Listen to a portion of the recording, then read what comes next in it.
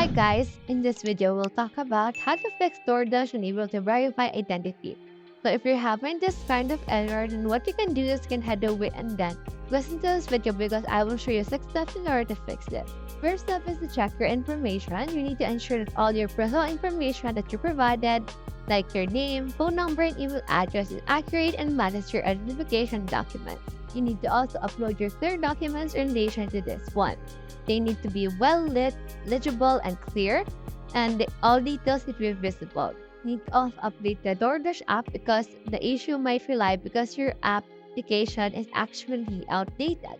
Next thing is to clear the app cache. Go to your device settings, find the Doordash app, and clear its cache. This can resolve any temporary glitches. You also need to install the app if it doesn't really solve your problem. From there, if you already done these 5 things and you still have those particular issue, then you can contact your Doordash support right there because they can provide specific guidelines based on your situation. So that's how you fix Doordash and enable you to verify identity. Hope we help.